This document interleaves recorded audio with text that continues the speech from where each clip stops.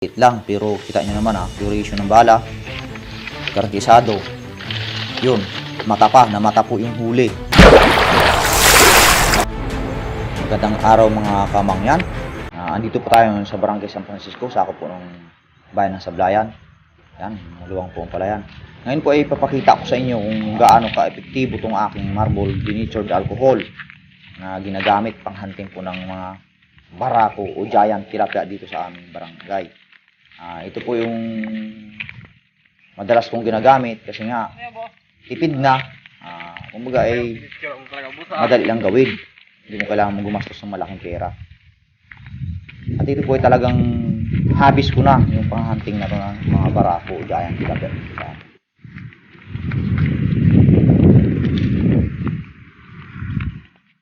Ayan, yung palay, bagong tanim. Okay, tawid po tayo sa tuloy na yan. Nandito pa lang po sa baba, ayan, medyo malabo na po yung tubig. Ayan po yung baklad na nakaharang sa ilog. Medyo malalim po yung tubig, gawa nung nagharang po yung dam, gawa nung tagtanim po ng palay ngayon sa amin. Pasok pa sa area. Saan po sa likod ng bundok na yung area na yan, dyan po yung lake.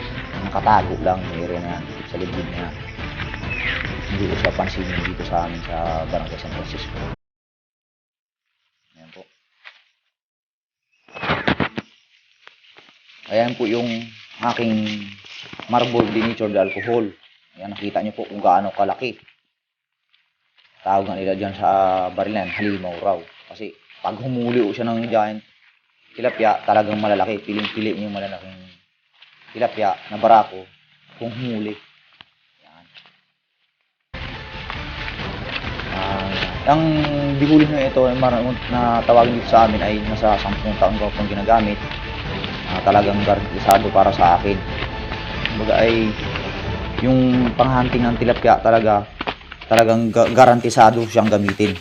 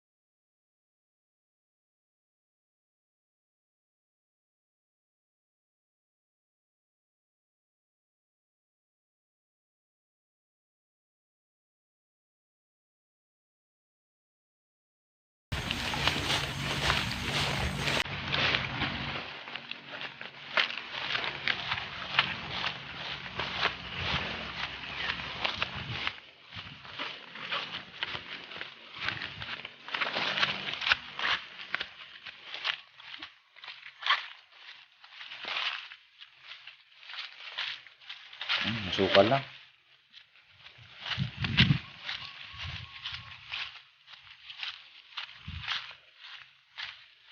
Ano po yung sa pang gitna ng lake. Yan, puro water lily na. Halos punong-puno na siya ng water lily. Kita nyo yung water lily, kapal ng water lily na. Hindi pa tayo sa kabila.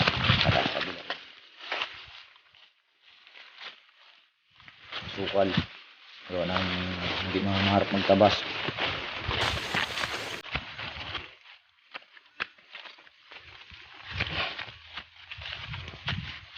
Yan, may kubo pa Yung kubo po na yan, dyan po nakatira yung bantay ng lake. Kung saan po ay ang binabantay niya po ay yung lake mismo, buong lake. Tapos yung fish cage. Doon po na may fish cage yan. Na talagang pakainin. Na tilapia nasa loob ng fish cage po. Ayan po yung lake. Yung lugar na pinamamarilang ko. Diyan po Diyan ko po papakita sa inyo kung gaano po ka-garantisado itong aking denatured alcohol marble gun na gamit ko po ay pang hunting ng isda.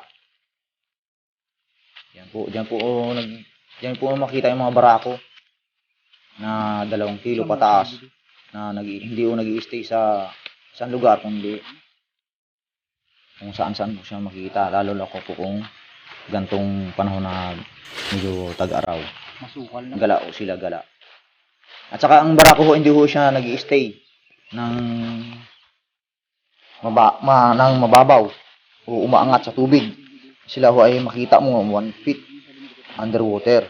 Doon lang ho sila nag-i-stay lagi kasi andun ho yung pawpaw nila, yung kanilang kumbaga pag-aari o tirahan. Angat lang ho yan kung may dumayong barako. Ayun, mag-aaway, habulin niya. Doon mo po siya tatimingan na pag-angat ho niya at tumigil at nakita mo, tanaw mo siya, putukan mo na kasi yun na yung panahon na para siya buhayin huli. Masukal na yung lugar.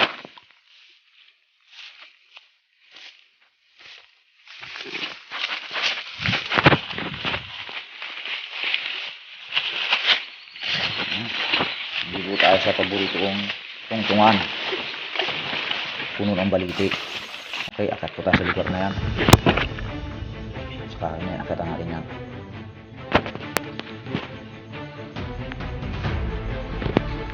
Okay. Yan, ito po yung bala ko. Ilagay natin sa tubo. Yun. Tapos yun po yung yung plastic na yan, yung pinalagyan natin kasi. Tapos may ginawa, improvise ko rin pong sabitan ng bala sa ilalim ng aking PVC na yan para hindi ko sagabal sa ating paghunting. Okay. Ang pag-spray po ng unang spray 15 pataas para ho siya may stock na alcohol sa ating tangke. Tapos kunting ihip para magmuso sa loob yung hangin. Mas malakas ho kasi pag inihipan ng hangin, may stock po siya. Nag-combine po yung hangin at saka apoy.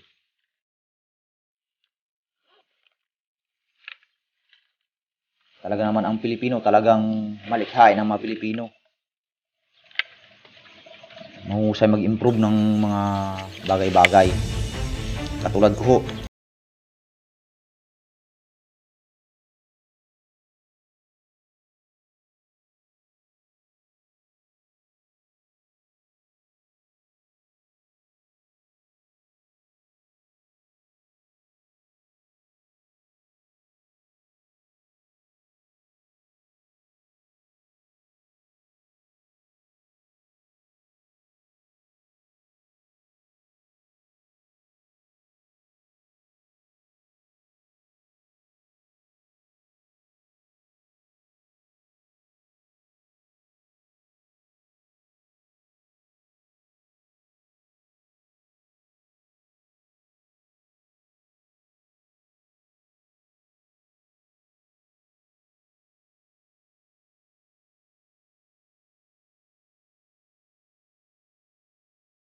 Ating mahuli yung ating target. At saka isa po dito, talo inip dito sa taas ng kahoy pag nag-aabang ka. Itong area ko siguro na to nasa 15 meters sa taas ng kahoy, pabulsok sa tubig yung target ko. Ganun kataas yung tinutungtungan ko. Ito na po, meron na po akong nakita. Nakatanaw yung itim na yung sa ilalim ng tubig. Lutang mo yan. Yun. Tingnan naman kung gaano kalakas yung impact ng aking bala. Yun, tangay na ho yung tapon, pinaka-guide niya. Huli ho yung target.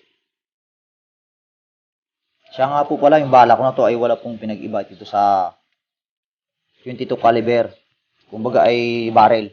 Pag tinanggal mo yung guide ko na to, bago paltan mo siya ng tamsi na 030, isalpak mo sa 22 barrel ng pang-airgun. Pasok na pasok ho itong bala ko na to. Ang kaibahan lang ho dito sa PVC, gawa ng PVC ay malaki, ginawan ko ito ng guide para yun po yung pinakasukat na sukat doon sa pasok sa PVC, pinaka-guide nung bala ko na to. Para yun po ang tatapon sa isda sa target para mahuli. Yan po, ang sagabal po sa taas ng kahoy, yung mga bagin-bagin para iangat mo yung huli. Yan po, yan ah. Unang putok po natin. Mali, yun.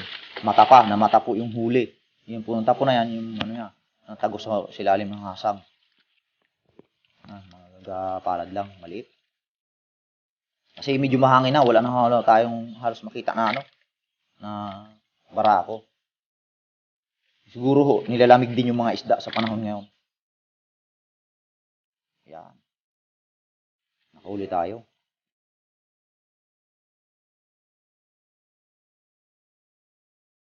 Kita nyo yung bala, tudong liit ho yan. May isilaang. Price ng bike yan. Sariling improvise ko po yung bala. Isa pong tip uli sa aking mga ka-hunter. Yung bala ko po na to ay dapat to isang putok, isang buhol.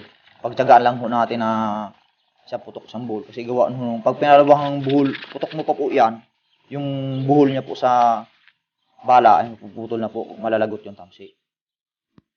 Kasi ang laki, alam nyo naman, apoy, combine sa hangin. Kapag ano, sunog nyo yung tamsi, putol agad. Tiyagaan lang po talaga. Yan. Bubuhol ulit natin panibago.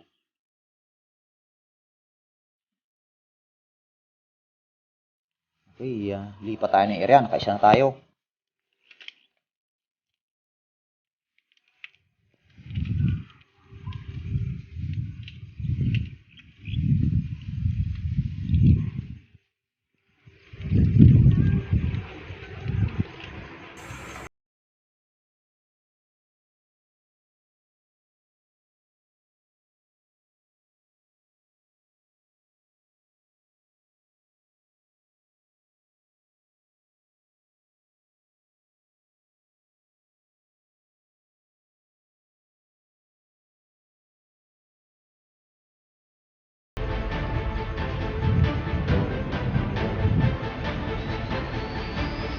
Kailangan talaga palingat tayo sa lugar na pinanganting natin pag sa taas ng kahoy para makita tayo talaga.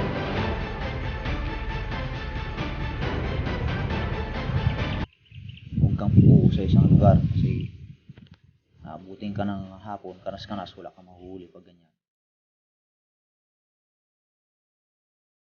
Tiyagaan lang. Ayun na, may nakita na naman ako. Hindi tumagal sa target yung sight ko kasi paalis na to nung time na to. Puti nalingatan ko agad.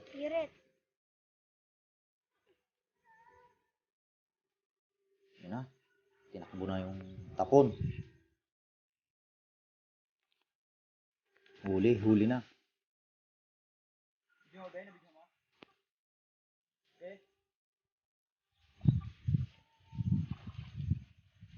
Sinabid na sa kangkong, sinabid. Yung katulad po na sinabid na yan, natural po talagang bababaan natin yan. Sakripisyo tayo mabasa kasi gawa nung pag hindi natin binabaan yan, talagang hindi natin makukuha yung huli. Sakripisyo, mabasa man, at least mahuli yung huli.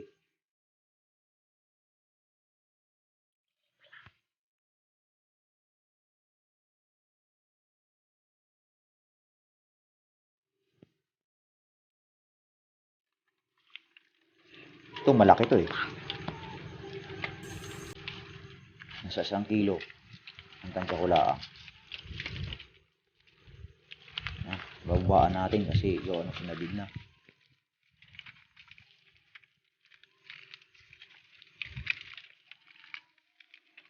Talagang ang hantero talagang sakripisyo minsan lalo pag ganyan sinabit. At saka may mga teknik ho dyan pag yung isda ay sumabit sa kangkong o water lily, may isang teknik po dyan talaga naman. Ang unang papapain mo dyan yung pinagsasabidan. O kumbaga pusin yung pinagsabidan niya para siya ay hindi masyado pumalag.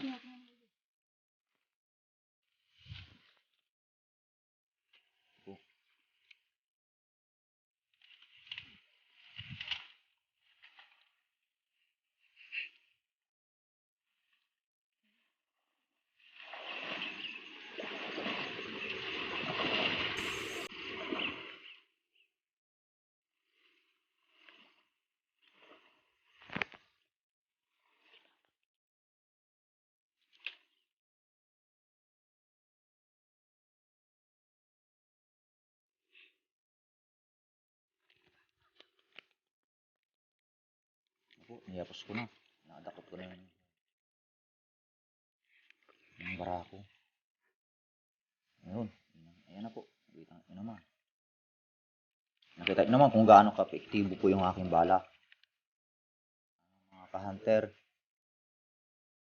marami pong salamat sa inyong panonood sa konting oras na inilaan nyo dito sa aking video.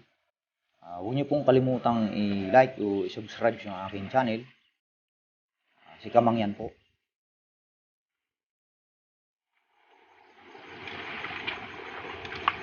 Ayan.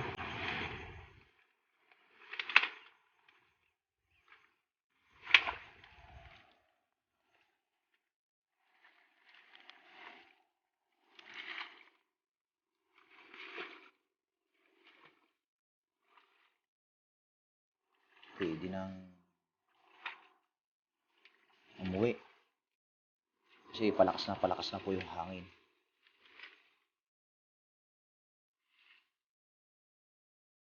Ayan na.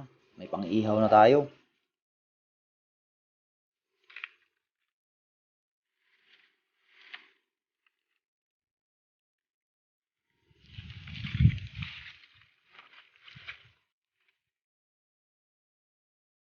Ayan po yung bala ko. Yan yung bala ko kung gaano lang kaliit. Taguso yung tingga sa katawan. Sa buntot pa tinama. Ayan ha.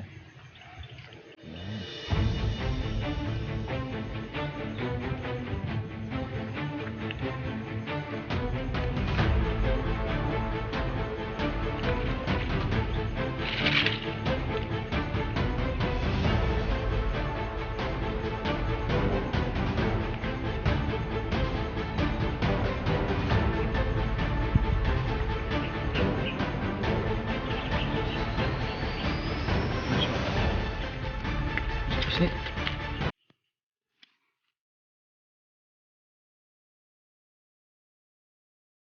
Maybe.